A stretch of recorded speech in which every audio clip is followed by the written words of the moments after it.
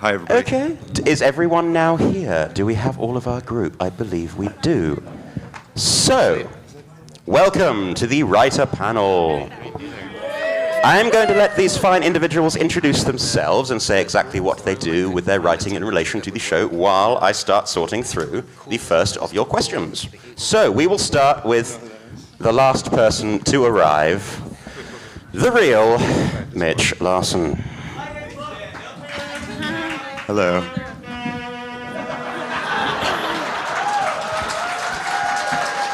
I hope that guy comes to every con from now on.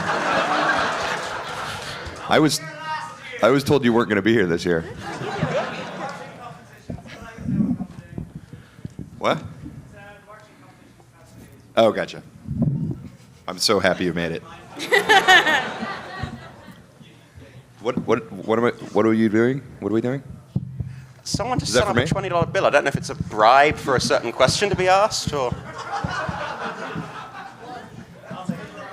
Seriously, whose is this? Oh, God. Sorry. Mitch, go ahead and continue with... What am I... I missed the context. Am I reading this? You're introducing yourself. Oh, hi. You're saying why people should buy your book. I'm M.A. Larson, and you should buy my book. Why? I'm M.A. Larson, and you should buy my book. Is this like We Are All Groot? It's like Spartacus? We are all M.A. Larson.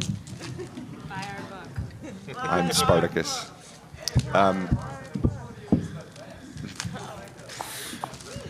Yeah. The Amy version. All right, dude. They all know who we are. Let's just go.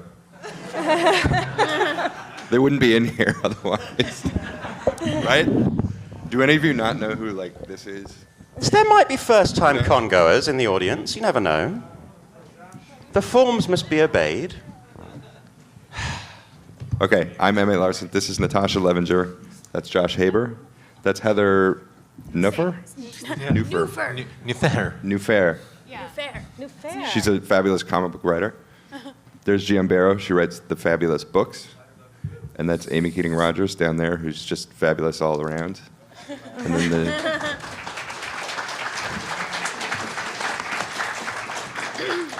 and then Longhorn Tex down on the end. Ye blooming ha. Okay, first question. How are first-time writers brought up to speed on MLP characters? And I think this is a good question since we have writers who've been on the show from the very start, and we have writers who are new to the show. So, if anyone, who wants to tackle that one? Josh, you made eye contact first. You get to answer that one. Sure. How were you brought up to the characters? Brought up to speed on the characters? How was... I watched a lot of episodes on YouTube. YouTube. I was threatened by bronies on Twitter that if I didn't know everything, I would be hung. So I made sure to watch them all. I was told... That's what you get for going online. Maybe it wasn't quite that bad, but it was pretty serious business, so I took it seriously. If that was anyone in the audience who did that, I appreciate there's the door. I feel like I should have taken it more seriously. Right. Read your question. Not answering that one. Okay, this is for... We'll go with GM Barrow and Mitch Larson, since they've done the same thing, only in reverse. Mitch, what challenges did you face transitioning from writing to TV to writing a novel? And GM, what challenges did you face transitioning from writing a novel to writing for television? And actually, Amy, that's applicable to you as well, that question. That's a fantastic question. Should I I mean, go first? whoever wrote that is a really good questioner. Well, for me, I found that I had to describe a lot less, which was cool. Because, in prose, you have to say everything that's going on, and you can point out little background things. And with the script, it's just very Come on. straightforward in the in the descriptions. And I also got to leave more room for the animators to do their thing. So I thought that was really cool. I don't know if it was a challenge. It was just different. And I enjoyed that. What do you think? It's incredibly hard. I was talking to my wife, and I told her it's like training for years to fix motorcycles, and you get kind of good at it, and you know what you're doing, and then they say, fix this car. You know, it's like the same general idea, but completely different. Yeah. There's little writing tricks you can do in a screenplay, because you have a page limit. You know, it's roughly 30 pages or whatever. So if you're bleeding on a 31, you can do all kinds of tricks. You can use sofa instead of couch, and that buys you one little space, and that'll bring things up a page.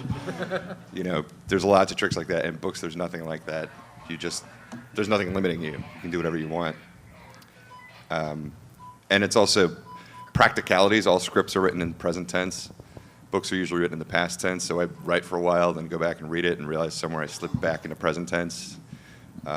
It was a super tense situation. It was so tense. Sorry. I have to do it. I just can't help it. But Amy, your book was journals. That's like present tense, anyways. Yeah. They were all talking about what was happening to them at that particular time. So the sisters were just kind of, talking about their lives. And so it was really, they were just monologuing, which fortunately, since I wrote plays, and I actually wrote a play that was all monologues, that was, it was just their internal monologue. So for me, that was fun. But then within that, I had the characters having, they were reflecting on things that happened in their day, and sometimes that involved dialogues with other ponies, with other characters, and so I was able to throw my love for dialogue in there as well, with Journal of the Two Sisters, and then and the best thing was when in the friendship section, I got to have Pinkie Pie just blab. And that was just me actually blabbing, because if any of you guys have read this, or if you haven't, you should. I actually did think that slippery when wet was one word, and Pinkie Pie talks about that. So it was me actually getting to tell everybody, the world, about my thought that slippery when wet was one word. I wasn't a very smart child. So things like that. So it was me just getting to blab a lot. So that was awesome. We have a question here about the writing process on the show. How much time do you spend in the writer room versus individual time? So can you talk a little bit about the evolution of a script, how it begins, how the ideas are generated, and then what the process is between that idea being born and the script being finished? Well, ML, My Little Pony is a freelance situation. So none of the writers are sort of under contract. Some shows have a full-time staff where everybody comes in every day, 9 to 5, sits at a table and talks about the stories. And we sort of have to sort of kind of assimilate. I mean, not assimilate, what's the word I'm looking for? We have to approximate that and it ended in 8. So we'll do what's called Writers' Summit. So everybody who is going to write on the season will come maybe 4 times during the season. We'll all get into a big room and pitch ideas, and Megan will say which one she likes and which one she doesn't, and then each person there will be assigned an idea that she liked, and then they'll go home and they'll write a 1-page summary of it, and then submit that, and most of those won't be approved. And then the ones that do go on, and then they'll write an outline, and then they'll write drafts, and at each stage there's notes back and forth. But the time that we all are together talking about stuff is really just 4 times a season, and then once the premises are approved, Megan and the writers the writer of that episode will sort of spend half a day breaking it out and figuring out what the outline's going to be. So there's a little more sort of room time, but most of it is sort of spent home alone, staring at your computer screen with emails back and forth. That's most of it. Anyone want to add to that? Anyone have a slightly different process when it comes to the way they sit at home writing? Do they prefer... There was actually a question about whether they prefer writing with a typewriter or a computer or all by hand. Is there a lot of variation amongst you in terms of your preferences? Computer for me. I write by hand first, if I can. And Like Well, a because- legal pad or something? Are yeah, you like Laura a Ingalls yellow Wilder? legal pad. Well, a lot of times I do that just so I don't look at the internet, and also because I like to write on like the subway, and I don't want to sit there with my laptop. So it's just easier to get ideas out. And it's very funny to actually write like a script format on a legal pad. It just looks really silly because I try to do all the like italics and everything too. You can handwrite italics? Yeah. Yeah. I have great handwriting. It is really all about where can you best avoid the internet. That's kind of the secret Yeah. to everything. Yeah. Is to avoid how to Where do you work where you can best avoid? I have the this internet? app that you enter all the websites you don't want to go to, and then if you try to go to the website, which happens to me very frequently, it comes up with a little picture of a guy going, "You lack discipline. Get back to work." So it's really great. I heard about it. Somebody told me about an app. I don't know if you guys have heard of this called Write or Die. Do you know this one? No, what's that? You start writing, and if you pause for too long, your words start to erase. Oh my gosh. I haven't tried it yet, but I I might. would never get anything sounds done. I know awful. about Written Kitten, where if you write 100 words, you get a picture of a kitten. Yeah, I've used that one too. So, question for all of you. What first got you into writing? When did you first know that you wished to make a career of this? That's 2 questions, but answer them both, please. I took a college playwriting class because I needed to finish my degree in theater, and so it was really, I was kind of forced. Otherwise, I wouldn't have graduated. And so I stumbled upon it, and I was going to drop my playwriting class, but my professor wouldn't let me. But I didn't think I was going to be good at it, and he did, and it turns out he was right. So I started writing plays, but I was still, I have a theater degree, and then I got my MFA in acting, and I was going to pursue acting. And then I was trying to pursue acting, and I was working at 1-800-DENTIST. And if anybody, I guess nobody knows that? Nobody gets referred to dentists anymore? You have very good dental care. I'm very proud of you. Or you have really crappy dental care and your teeth are going to fall out of your heads. It's because you left the business and they don't know how to find one. They need you back. I guess that's what happened. Anyhow, I got tired of that job, and then I was a production assistant on Powerpuff Girls, and so my playwriting turned into writing for animation. So it wasn't necessarily I went, oh, I really want to do that. It was just a really fortunate situation. You made eye contact, Jim. Oh, gosh. That means you have to I should answer. have learned by now. In college, I went to film school at NYU, and I knew I wanted to be in film and TV production, but I was not really that great at all the technical stuff, and actually I was really bad at it. But I was a great storyteller, so I took a lot of writing classes, and writing for kids' TV and that stuff, and I just really liked it a lot. And that's how it happened. Thanks for the microphone. I loved to write when I was small, but I never thought it would be. Well, I really loved to write 80s movie fan fiction. When I was like 10 or 11, I was like pumping out. Oh no, I was pumping out like sequels to like Lost Boys and anything I could think of. But I lived in a very, very small town, and back in Pennsylvania, and never conceived that you could write professionally. and was totally like, yeah, no, it's not going to happen. Just kept writing for fun. And then I had a quarter-life crisis when I turned 25. And I was just like, funk that. I'm going to go back to school, and I got a degree in journalism and ended up at the Jim Henson Company working there in publishing. And once I left there, they tapped me, because they knew I liked to write, tapped me to do some Fraggle Rock comic books. And that turned into a career in writing that I never wanted to admit. So yeah, if you start freaking out about your life, it's really good to just do something. Because I could just be making plastic cups right now, which was what I thought I'd probably do with my life. Really? Yeah, that was what most people did in my hometown. They worked at a plastic cup factory. Mm-hmm. Yeah.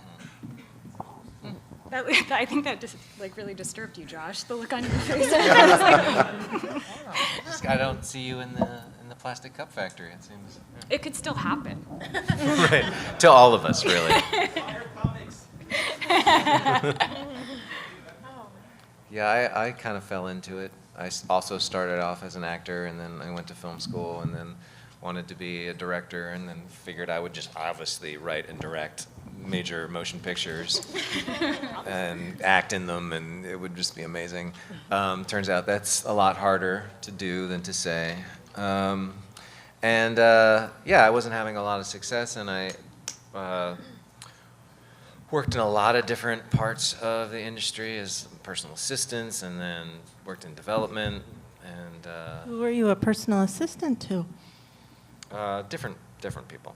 Lots of Why different aren't you mentioning that? Yeah, who was it? What was that? Who was it? I was Mel Gibson's assistant. It's ridiculous. And that experience really taught me to write My Little Pony. But my career in entertainment wasn't going where I wanted to. I didn't quite know what to do, and I had friends who were working in animation, and I figured I would use them, and so I wrote a bunch of specs and gave my specs, are just sort of sample scripts for shows that are on the air, and gave it to my friends and asked them, pleaded with them to sort of disseminate and spread it to as many people as they could, and yeah, I got a couple of meetings out of that and a couple of different jobs, and one of them ended up being on My Little Pony. And so, yeah, I decided to be a writer when I got a job writing. Good answer. I used to spend a lot of time by myself as a child, and I used to rewrite I Love Lucy episodes. Because they were so bad. Yeah, they're Well, I actually poorly just written. transcribed them, I guess is a better way to put it. Wasn't actually writing them. And I wrote a musical for my 5th grade called Courtoise's Mill about poltergeists. It didn't actually have any music, it was just the lyrics, so that really set me up for writing for music for My Little Pony. And anyway, I wrote a lot of stuff, and then I decided to be an actor, and that didn't pan out so well, so I started writing myself scenes, and the scenes seemed to get a better reaction than my acting. So I moved to New York and started writing like plays and stuff, and it seemed like my writing got a better response. I started getting work pretty quickly from writing instead of acting, so I switched. But I've always written. I had a very similar trajectory to Josh. I went to film school, which none of you should ever do. Why not?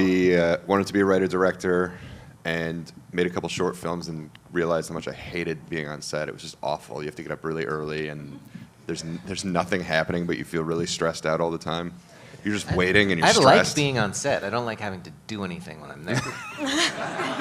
I hate being on set. It just feels like tension when nothing's I happening. hate being on set too. It's awful. I never wanted to be a set PA. That's why I was always an office PA, Yeah. which is like the place that people who actually want to be writers end up in production, because everyone thinks that if you're there and close to all the writers and directors and stuff, that you'll get a shot like Amy did. She got really lucky.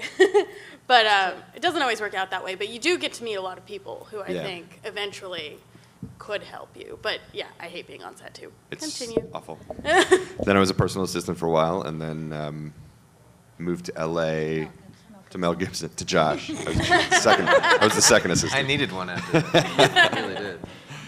A friend of mine who I grew up with, I grew up in Minneapolis. He lived in LA and was working at Cartoon Network on a show there, and they needed writers. And I didn't really know much about modern cartoons, so he's like, watch SpongeBob and write 2 SpongeBob specs. So I did. This is back when you could rent DVDs. I rented This is Randy? No. Not Randy? Okay. Do you know Kelsey Mann? Who? Kelsey Mann? No. He's at Pixar now. Okay. Anyhow, so I rented all these SpongeBob DVDs, and I started watching them, and I was like, wow, this is actually really good. So I wrote 2 of those, and then I got hired onto this other show, and just been doing it ever since. This is a random one for you, Mitch, but I like it, so I'm going to ask it. In Magic Duel, was Trixie's fear of wheels based on the historical accounts of totalitarian dictators banning wheels to prevent excess city growth?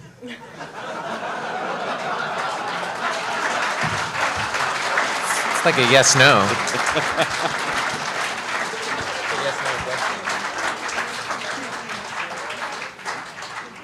I thought that was pretty obvious.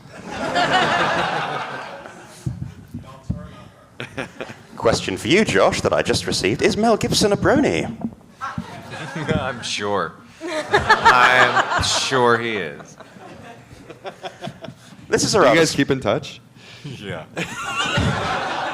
We're really tight. This is a rather sweet one. Take the person... we'll go to your left, and we'll start with Mitch. Take the person to your left, compliment one of their episodes or pieces of work. Say something nice about their work. Natasha, Or explain why you should buy their book. I think Pinky Apple Pie is an awesome episode. It has lots of heart, and it has an incredible song. People in the audience like that episode, right?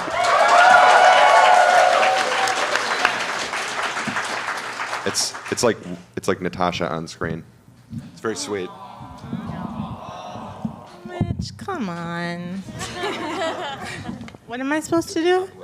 Oh. What about you? Say something Then you're nice allowed- about Josh Haber's I'll work. compliment him. I'll come around. Go for it. Oh boy. Well, Yes. this is bad because I'm not sure which episodes you wrote. You could just compliment me in general. But I think you're a great person, and I trust you more than Mitch. I think that's true for most people.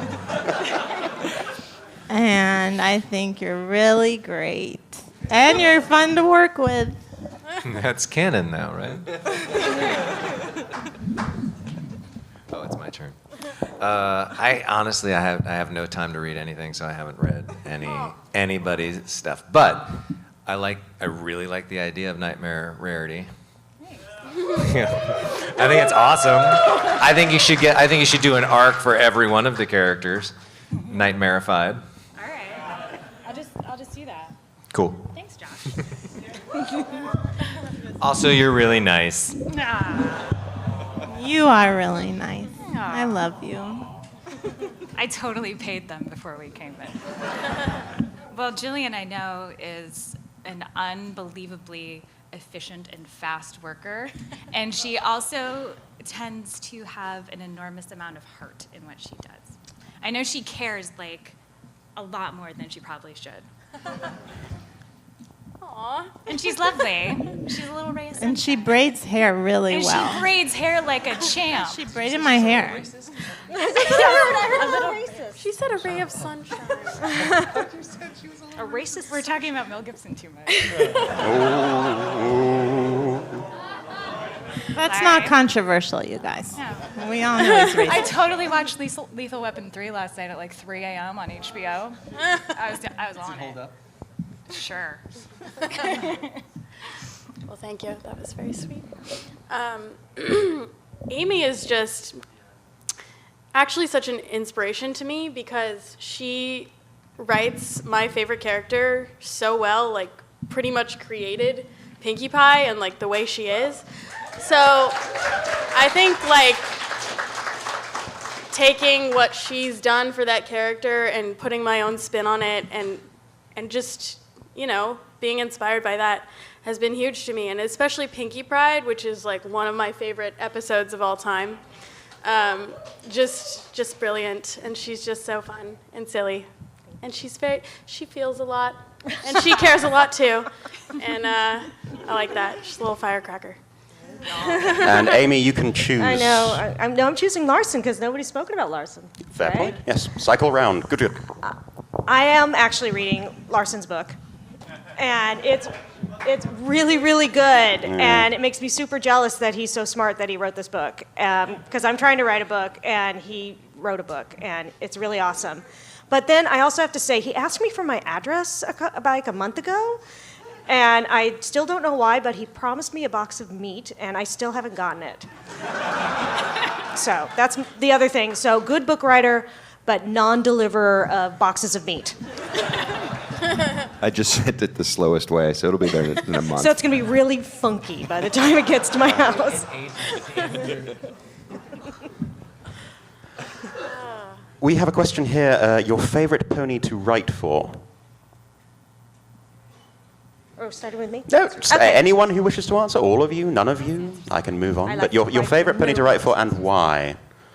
I think we've got that yours is Pinky. Well, yes. I mean, I'm known for loving Pinky, but I'm being a defender of Applejack because I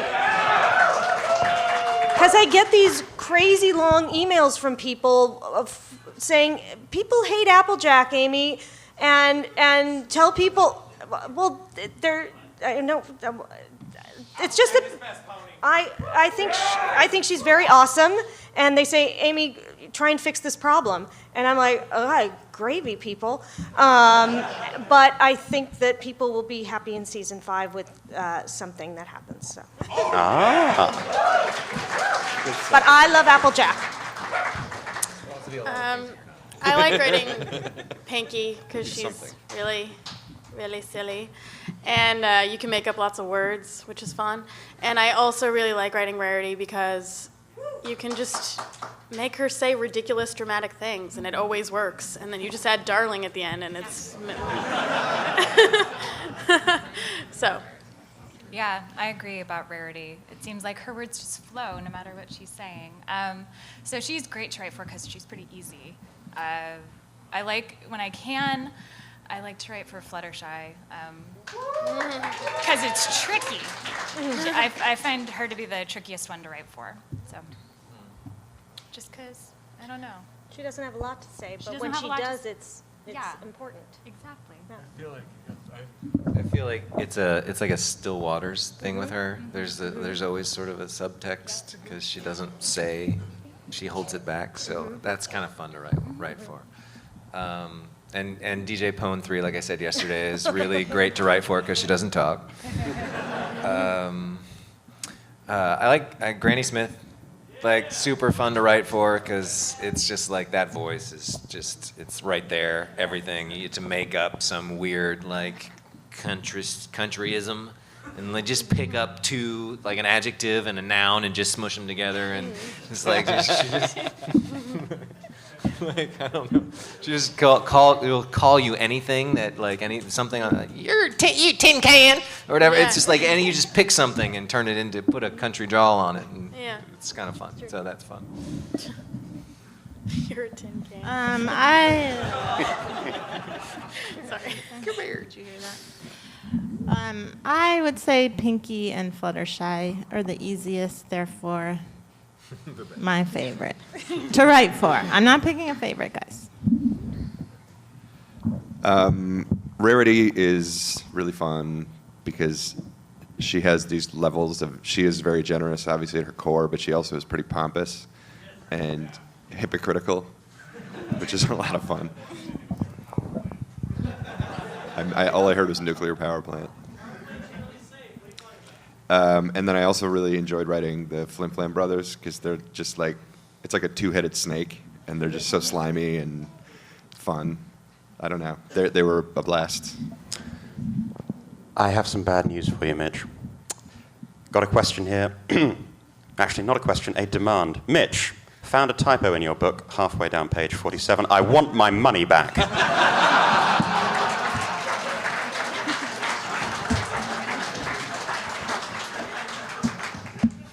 That's fair enough. See me after. Also, Mitch, you've been telling everyone to buy your book. Have you bought Amy and GM Barrow's books? Yes. He actually did. He bought the Applejack book yesterday. I bought all of them. Yeah. They were out of. I tried to buy them. They were out of them yeah. yesterday. Have you bought the Daring Do books? No, that one I don't have. Because I ordered your book, pre-ordered. Me too. And even though I already had a copy that you had given me, I still pre-ordered it. To be fair, first of all, you gave her a copy. Well, I was at the book expo. Okay, now I know things. It was an ARC. And you have a lot of books. So That's true. that's not really fair. Although why I'm defending this guy who didn't even give me a book, I don't know. Yeah, come on. The book fight you were promised, it's coming. Just give it a few more minutes to ferment, and yeah. Actually, a serious question for you, Mitch. What was your influence or inspiration in creating Princess Cadet Basil? Who's read Mitch's book? Who knows about this character? Okay. I'm almost There done. should be more hands than that, but No spoilers, guys. Come on. I haven't read it yet. is that too spoilery? Yeah, you I can think decide if that's that's too spoilery, spoilery yeah. or I not. don't think so. Really? You think it's spoilery? I don't know. Okay, I'm not going to answer it. What page does she die on?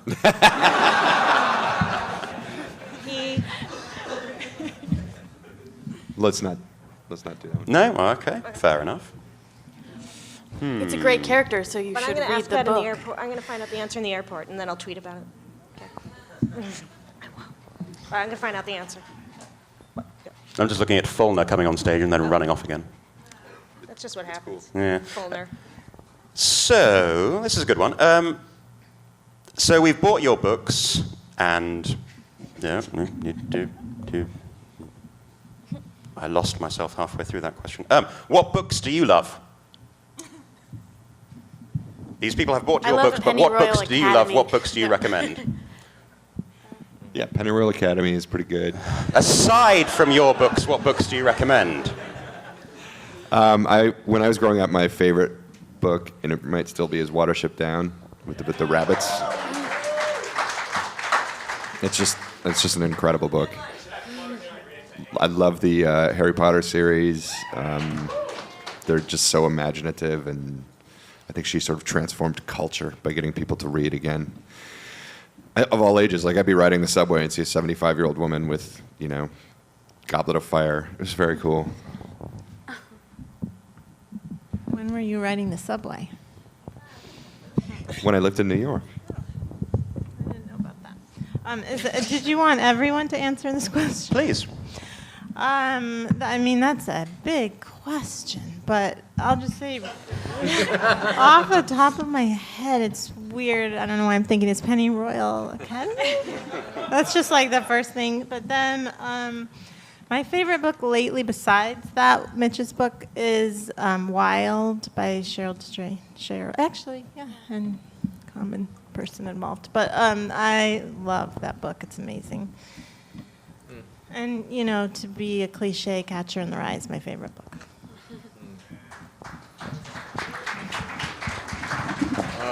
J.D. Salinger gets a sad applause. Yeah, it's a Catcher in the Rye. I liked Catcher in the Rye too. I have a affinity for that sort of like adolescent private school thing. I like Catcher in the Rye. Also, there's another book, like I think I read in 7th or 8th grade, called A Separate Peace. Anybody familiar with that? John Knowles. Really awesome, depressing book as well. It's just like, hard for me to get away from that Dead Poet Society feel. Like that's what I love. Private, privileged angst. So like Pennyroyal Academy is like private Just school. like Yeah. Yeah. Just what witches and dragons and stuff. Yeah, that's it. We had the same reading list. I guess- The two of us went to the same high school, so he's like naming the books. I was like, yeah, we had the same summer reading list. So anyhow. I guess I read a lot more comics than books. But I am now making my way through the Golden Compass series, which I love that. I hadn't So read, good. and it's fantastic. So read that. I also just read Seconds, which is a new book or graphic novel by Brian Lee O'Malley, which is pretty awesome. And the Hawkeye comic books are pretty great. I've Oh my God! The one with the dog? Pizza Dog. Yes, those are great. Those are great for ladies in the house who like to read comics. But yeah, I don't read too many books. Is that horrible to say? Except for Penn Royal Academy. Does that count as a book? Well, I read lots and lots of books all of the time. I love books. My current favorite book is Ready Player One by Ernest Cline. It's so I good. keep meaning to read that. It's amazing. Just check it out. And I just really love sci-fi books. One of my favorites is called Child of Fortune by Norman Spinrad. There's some adult content in it, though, so not for kids. I just read a young adult sci-fi book called Tin Star by Cecil Castellucci.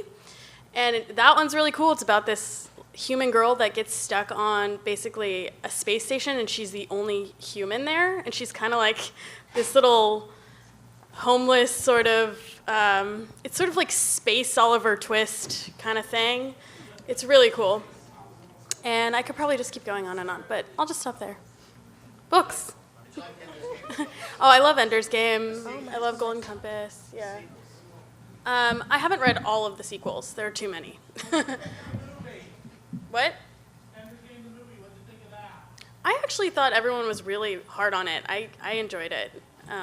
But I've been wanting to see that as a movie for practically my whole life, so I was excited. Anyways, continue. I actually wasn't a very big reader growing up. I wasn't. I read books because I had to. I was forced to in school, and I think I have a little bit of dyslexia, so I would flip-flop things, and so I had to keep reading and rereading things because I'd be like, what did I just read? And so I just reread Catcher in the Rye. I thought it sucked when I first read it. But my daughter's 14, and she had to read it, and I thought, well, she's going to ask me questions, so I'm going to reread this, now that I'm older, and maybe I'll appreciate it more, because everybody says it's really good. And I appreciated it a lot more. It's actually a really good book. It's true. But I really liked... controversial. I really like To Kill a Mockingbird, and I reread that recently, and it's even better than when I originally read it. And the book that I really loved when I was a kid, and I reread it, and it's not as good as when I remembered it when I was a kid. This is sad. Is The Outsiders. But that was a really significant book to me when I was a kid because it was about cute boys. And that's what I was all about when I was a kid. Have you seen my movie Jason Bateman Thinks I'm Dead? Because it's all about me stalking a cute boy. And that's all I was about. That's why I didn't read books, because I was just busy thinking about boys. That's it. Have folks seen Jason Bateman Thinks I'm Dead? Amy's film? It's my documentary. No. So, At least a few no. people. Look at it's on Vimeo. It's on Vimeo. You can watch it and watch me stalk someone. It's good, clean fun. So when you go home, you can Google this, find it on Vimeo, and watch it. It really. And buy her book. It's actually amusing. It's not me being scary. It's on Vimeo, and you can. You have the technology. This is a question from Serial Velocity of Equestria Daily. He would like to know, what do you think was the best piece of criticism you ever received? I got a good one. With my new book, Penny Royal Academy, in bookstores everywhere. The criticism was, this is an awesome book. You should totally tell everyone to buy it. The head of one of the big agencies in LA read it, and I heard secondhand that what he said about it was, it's just derivative enough and just original enough that it could be big. And I was like, that is awesome. I'll take that derivative if it means it could be big. And he's not wrong either. I mean, not about the derivative part. You know what I mean? I'm not that narcissistic. Whenever I get notes, well, when I would write plays or scenes and things like that, you get notes, and notes always make me angry. My husband can't talk to me after I've gotten notes in any way because I just get really pissed off. It's my process. And but when I get notes, one piece of advice that the person giving me notes gave me, and this was in a playwriting class, was like treat the notes like sand going through a sieve, and kind of whatever the rocks, the stuff that sticks, that doesn't go through the sieve, that's the stuff you should kind of pay attention to. The stuff that you forget about that kind of floats away, don't worry about that crap. Just the stuff that stays in the sieve, and that's something that, I mean, notes you get from the network, you have to pay attention to all those, unfortunately, because you're being paid. But when it's stuff that's just your own, and that has been helpful to me, because sometimes when it's your own work and somebody gives you criticism and you're like, but no, I wanted it to be this way, and then, kind of letting it filter through, that's helped me in my writing of my personal work. Anyone else? If we're talking executive notes, I actually have two great ones that I got on my very first job at Cartoon Network. But they both meant the same thing. One was, it needs to be 10% funnier. And the other one was, paint it with the funny brush. That one hurt. Yeah, I've gotten hit it with the funny hammer.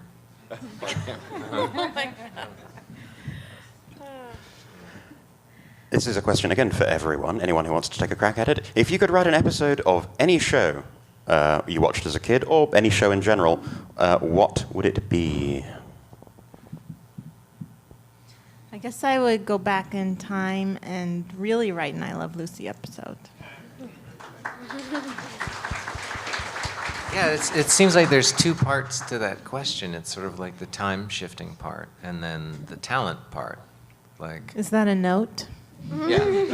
yeah. So if you could ask that question again in a different way, you just hit it with the funny hammer. No, because if I could go back in time, I would love to write an episode of MASH. Unfortunately, I don't think I'm good enough.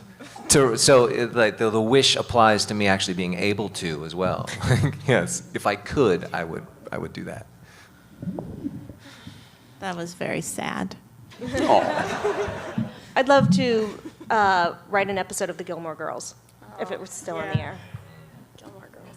I heard that their scripts were like 20 pages longer than a normal script because they speak so fast. Yeah. I think I learned that on the studio tour at WB. They have Stars Hollow. You can go there.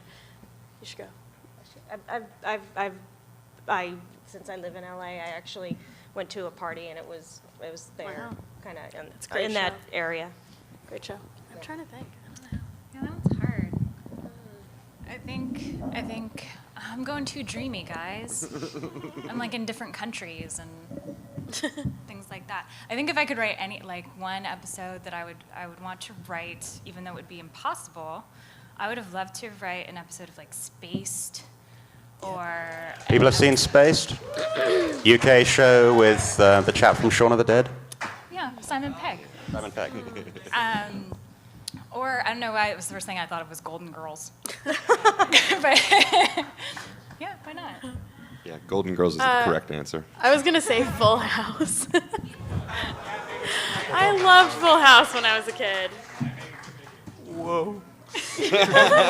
Oh, Family Ties. That's what I really... Family Ties? Yes. I loved... Yes. I feel like we shouldn't let this one go there. How many people in the audience have seen MASH? Fans of MASH. Okay, how many people in the audience... Try that again using language. How many people in the audience who've seen MASH think that Josh Haber could write brilliantly for it? No, scream applause for him. Come on. Very nice of you, but you're wrong.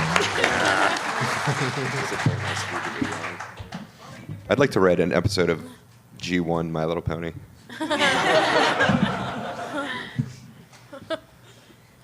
We have a question here from Ms. Sarah Beringer, age 10. What is your favorite MLP comic book, if you've read them? And she'd like you to know that her favorite is The Ponytails. I like the Heather Niffer one. All of them. All of them. It's okay. I know. The thing is, most of these people don't have enough time to read my stuff. I've So- read all of them. Oh, except for Jillian's read more than I have. I've read all of the comic books. I don't remember what happens in like 98% of my comics, so. And now I'll just start texting you. It's hard to remember though which ones like you wrote. I can't. Yeah, because we rotate. Oh. I like the Friends Forever series though. I think it's really cute, like putting random pairs together. And I really liked the one with Twilight and Shining Armor because it reminded me of my big brother, and it made me really sentimental.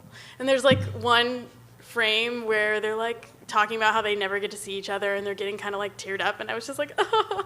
And then I was like, what am I doing? But I still screen capped it and sent it to my brother, and he was like, really liked it. So, anyways.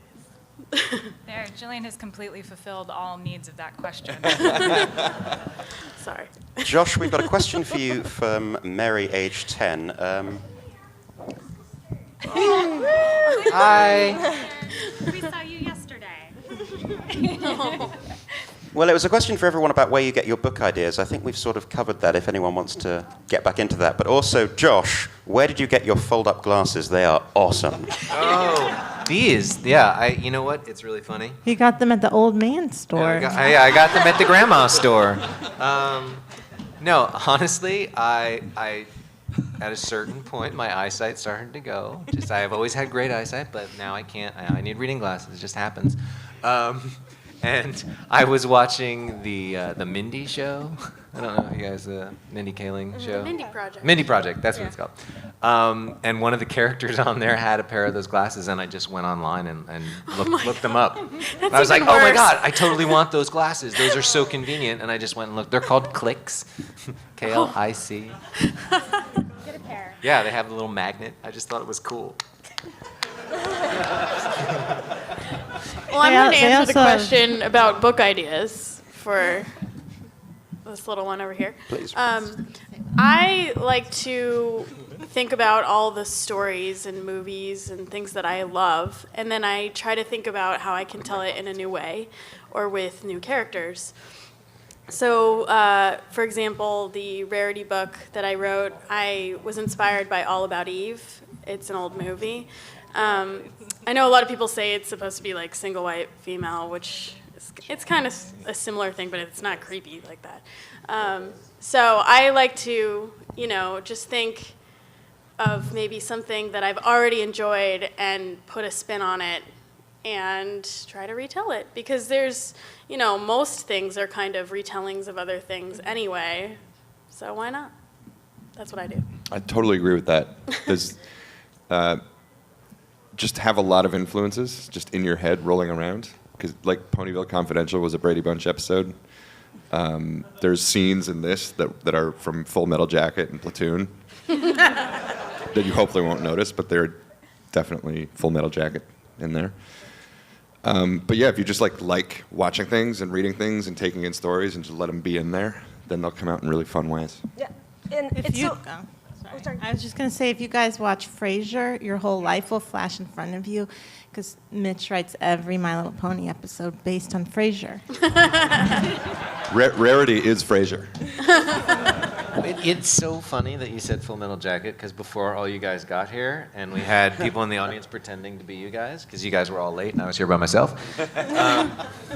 And one of the things we did was we randomly opened your book and pointed to something, and the person read it, and it was like a drill sergeant yelling, and I was like, you guys, and I was just making a joke. I was like, you guys didn't know he wrote Full Metal Jacket, did you? That's hilarious. Boom. You're so transparent. Can't even hide it. So we have time for one final question. I know the schedule says we're going until 1:30, but actually we can only make it till 1 because these folks need to get to the airport. I know, it's a shame. We would love to have you here for hours, but you have lives. You have things to write that we need to enjoy. So How would you recommend improving your writing through non-collegiate means? So recommended books, practices, means of review, critique. Basically, what words of wisdom or advice do you have for people in the audience who would like to someday be as successful and skilled as all of you? Just do what I don't and write. Yeah, do what I don't. But write every day. Just write. The more you do it, the better you'll get at it. Just make a habit of just writing all the time, every day. And if you want to write scripts, read scripts and see how they work. Because I think reading it actually gives you a better sense of the mechanics of a script. I think a lot of people want to be TV writers and they don't even do that. And I think it's important to know like how to write the descriptions and how to write the emotions and not overwrite it. There's a very delicate balance there, but along with reading books, if you want to write books, or just reading everything. Not to steal them, there's a podcast I listen to for anybody who's interested in screenwriting called Script Notes, and it's a very good podcast by Craig Mason. John August. Yeah. John August. Yeah, it's good stuff. Yeah, I think it's just read the good stuff. If you want to learn how to write dialogue, read Flannery O'Connor. If you want to learn how to write screenplays, read The Bourne Identity. Find the best version of it and read it and figure out how it goes. I learned more reading the Bourne Identity script than any film school class I ever took. It's 2 hours. I was just like, oh, that's what you do. Oh yeah, I have one more thing that I do. A lot of people I know have their headphones in all the time now, and you don't really listen to what's going on. But it's really important to listen to how people talk to each other, and like the balance of that. Even if I'm not saying eavesdrop on everyone. That's not cool. But do. No, that's what you're saying. But and it's good advice. I don't know, if you're sitting on the bus and there's somebody, like two people talking behind you, it's interesting to hear how they speak to one another. And I think that's really important to pay attention to that and take note. My daughter and my husband, I'll be sitting there, at a restaurant, and I'll be, I think I'm talking to them. They're listening to everybody else. They couldn't care less what I'm saying. They're like, the two of them listening to everybody else, and then they start relaying it to me, and paying attention to what other people say, and is amazing. And as a writer, then you totally get to steal that stuff, because those people you're never gonna see those people again. So that's great material. Oh my gosh, one of my favorite dialogues that I stole was this, I was in Trader Joe's, and these people talking about turkey jerky, and they're like, oh, you have that turkey jerky? Yeah, I have the turkey jerky. How's that turkey jerky? It's good jerky. And I was just like, they are just talking about the turkey jerky, and it was just a kooky, ridiculous conversation. I said, that is going in my play, and it's in my play that got me my job at Cartoon Network. So thank you, turkey jerky people at Trader Joe's. Eavesdrop. On that note, let's have another huge round of applause for our talented group of writers, Mr. M.A. Larson, Natasha Levenger, Josh Haber, Heather Newford, G.M. Barrow, and Amy Keating-Rogers.